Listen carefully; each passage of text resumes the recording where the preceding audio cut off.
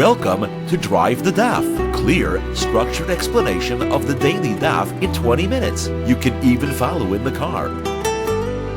Beitzah Daf Yud Beis begins with a Mishnah and contains one more Mishnah. The topic of the first Mishnah is the concept of mitoch, which is the principle that the Torah has permitted certain activities on Yom Tov for the sake of preparing food may also be permitted even not for the sake of preparing food. The Gemara will introduce Machlokes Beis Hillel Beis Shammai and try to figure out whether or not it is really circling this concept of mitoch. Then the next Mishnah introduces another Machlokes Beis Hillel and Beis Shammai which has to do with the halachos of Yom Tov, and that is certain types of matnas kahuna. Those are the gifts that have to be separated from food before it can be eaten and given to Kohanim. So if you are allowed to take some matnas kahuna off food on Yom Tov, are you allowed to actually bring it to the Kohanim on Yom Tov? Again, it'll be a Machlokes Beis Hillel Beis Shammai. So let's begin with the first Mishnah. And the brief introduction to the halachos of malacha on Yom Tov is as follows. There are 39 forbidden malachos on Shabbos. The same malachos are forbidden on Yom Tov, with the exception that the Torah says you're allowed to do anything which is towards the preparation of food. Now that doesn't apply to every type of malacha out there, as we shall see there are exceptions, but generally a malacha that is used for preparing food is permitted. Now, it might also be a concept that says that once it's permitted for preparing food, it's actually permitted altogether, even not for the sake of preparing food.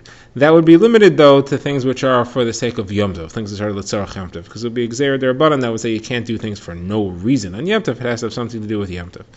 This concept is called mitoch. Mitoch means that if the Torah allowed you to do it, to do one of these malachos in order to prepare food, it may have allowed you to do it even not to prepare food, as long as it is for the sake of Yom Tov. Now, do we say this concept of mitoch or not? The Gemara is going to say that is what's circling, that is the issue of this machlokes that this Mishnah introduces. So let's see the Mishnah. Mishnah says, machlokes Beis Hillel Beis Shammai, about carrying. One of the 39 malachos is carrying. Are you allowed to carry a child, a lulav, or a sefer Torah in the street on Yom Tov? Beis Shammai says no, Beis Hillel says yes. Now, these three things are all l'tzorach Yom Tov: carrying a child, carrying a sefer Torah, carrying a lulav, all things you need to do on Yom Tov, but they are not food related. So the Gemara wants to say that this machlokes is about mitoch. Beis Hillel says we hold of mitoch, and therefore anything which is for Yom Tov you're allowed to carry. And Beis Shammai says no, it's not. You're not allowed to carry. There's no heter of mitoch. Now the Gemara shows that this is what it's about by comparing it to another malacha, which is potentially food related, that you could also do in a not food related way, and that is the halacha of shochet. Slaughtering an animal is one of the 39 malachos you're not allowed to do on Shabbos. You are allowed to do that on Yom Tov if you intend to eat it. The question is, what if you're doing it on Yom Tov that's l'tzorach Yom Tov, but not l'tzorach achila, not something which you need to eat? And that would be the Gemara's example brings a price that says if you slaughter a carbon olas nedava, a carbon ola that you didn't have to bring on Yom Tov, you could have brought it at a different time. It's not l'tzorach. It's not something which is needed as something that counts as food needs, such as a carbon ola. You could have done it at a different time, but it's definitely l'tzorach. It's not a waste. So the Gemara says that this brisa says that if you were to shacht a carbon ola, which does not have to be brought today, it could be brought a different day, so you get malchus for that. That's an isser, it's a violation of Hilchos Yom Tov. The Gemara says that that's Beis Shammai. That only goes according to Beis Shammai's opinion. The Gemara says because it's the same machlokes.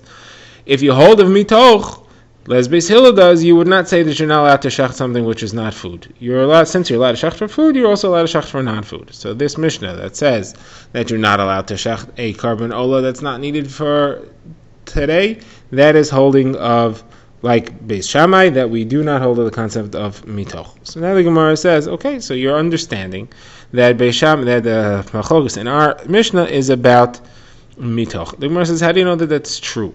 Maybe the machlokes in the Mishnah is not about mitoch. The machlokes in our Mishnah is there an isser of carrying on Yom Tov or not? Nothing to do with it. Since it's permitted for food, it's permitted for other things. Maybe Beis Shammai just holds that the malacha of carrying was only said on Shabbos and not on Yom Tov. Now, why would they hold that way? The Torah just says clearly that when the Mishkan was being built, it said v'hiviru kol b'machana, and not to bring anything else. And from there we learn that there's an isser carrying on Shabbos, and all the malachos which apply on Shabbos apply on Yom Tov. The Gemara says because there's a pasuk in Yirmiyah that clarifies the isser of carrying, and it says, "Lo setziyu masmi b'techem b'yom Shabbos." It seems to be limiting it to just Shabbos. So that would say that the malacha of carrying only applies on Shabbos and not on Yantif. So maybe that's what Beis Hillel holds. Beis Hillel holds that this pasuk clarifies that, and Beis Shammai holds this pasuk doesn't clarify that, but it has nothing to do with tzarech Yantif, not tzarech Yantif, nothing to do with mitoch, nothing to do with any of that. It's just a straight up halacha. There's no issur of carrying Yantif. So the Gemara says it cannot be the reason for the machlokas in the Mishnah. It's got to be about mitoch. And the proof is because why did they discuss things which are l'tzarech Yantif, things which are a katan, a lulav, and a sefer Torah? Let's just talk about rocks. Rashi goes further, and Rashi says that rocks are muktzah, right? But if you're allowed to carry rocks on Yantif, there's no issur carrying, they wouldn't be muktzah. It could be useful for all kinds of things. So if the Mishnah wanted to, if the machlokas was really about, is there any issur carrying, it should talk about carrying rocks. It shouldn't talk about carrying these things. That proves that the issur is that the machlokas in Yisrael and Shammai is only about mitoch. Do we say the concept of mitoch or not? Now the Gemara says Rav Yochanan also holds that that's what this machlokas is about, and the Gemara shows where we see that. The Gemara says that a brisa was set over in front of Rav Yochanan, and the brisa says that somebody who cooks Gid Hanasha, that's a piece of a sinew that it's a nerve actually that's in the hind leg of animals that is forbidden to eat. According to this Tana, it counts as meat though. If you cook that in milk and eat it, then a person gets 5 isurim. If he cooks and eats it on Yantif, then he gets 5 isurim. What's the 5 isurim? So issur number 1 is cooking. Another issur is lighting a fire. Another one is cooking meat and milk together. Another one is eating meat and milk together. Now, Rav Yochanan said cooking and eating. Cooking and lighting a fire on Yantif cannot be on this list because that's not usher. There is no issur to cook and to light a fire on Yantif. What do you mean? This is not food related. This is usher to eat, so it couldn't be possibly counting as part of food preparation. So Rav Yochanan said because mitoch. And maybe you want to tell me what about Beis Shammai? Beis Shammai doesn't count. In place of Beis Hillel, Beis Shammai doesn't count as an opinion at all. The halach is clearly like Beis Hillel, and therefore you cannot tell me this Mishnah that there are 5 isurim. Cooking is not an issur on Yantif, and lighting a fire is not an issur on Yantif, both because of the idea of mitoch. So the Gemara settles with that. Now we've seen 3 things that the halach of mitoch applies to according to Beis Hillel: carrying, cooking, lighting a fire. It's 4 things: carrying, cooking, lighting fire, and shchita, slaughtering. Now we get to the next Mishnah. Now, the Mishnah discusses the matnas kuna. The halacha is that there are certain foods which you cannot eat until you've taken the matnas kuna off. Those would be truma from grain and from vegetables. You have to take truma off. That is usher to do on Yantif or on Shabbos because you're fixing the food. You're making it ready to be eaten. It wasn't edible before because it wasn't kosher, and this is fixing. It's an issur derabanan that you're fixing it. Now, you cannot do that on Yom Tif, even though it's food related, because you should have done it before Yom Tif. You could take truma before Yom Tif, and you have no business taking it out on Yom Tif, and therefore there's no heter to do that on Yom Tif. Now, according to this Mishnah, you're also therefore not allowed to carry, even if you took truma before Yom Tif, you're not allowed to carry that truma to the kohen on Yom Tif. You're not allowed to bring it to him. That's forbidden because part of the gzeirah not to take truma is not to actually deliver the truma. Now the question is, what about 2 matnas kahuna that cannot be taken before Yontif necessarily? And those are challah from a dough, because you're allowed to make a dough on Yontif. So if you made a dough on Yontif, we can't accuse you of not having taken it off the dough before Yontif. And the other thing is the parts of a carbon that are given to kohanim, the parts of a carbon shlamim are given to kohanim, which you're shechting because you want to eat it. So those we also can't accuse you of not taking them off before Yantiv, because you are allowed to shech them on Yantiv. So in a case where you actually shechted it on Yantiv, there was no earlier time which you could have done it. So therefore, everybody agrees, at least so far, that you're allowed to take off the challah from the dough and the zeraya and l'chayayim, that's the parts that go to kohanim, from the animal that you shechted. You're allowed to take that off on Yom Tif. There's no issur to separate them. Now, the question then is, though, is there an issur to actually deliver them? So the Mishnah says as follows. The Mishnah says it's a machlokes between Beis Hillel and Beis Shammai whether you're allowed to deliver them or not. according to Beis Shammai, just like you're not allowed to deliver the truma to the Kohen, you're not allowed to deliver these gifts to the Kohen. And the reason is because you don't need to. We only allowed you to take them off because you couldn't have done it earlier. And we want you to be able to have your dough and to be able to have your meat. So we let you take them off. We took off the isser of fixing the meat and fixing the dough. However, to actually go and deliver it, there's no excuse.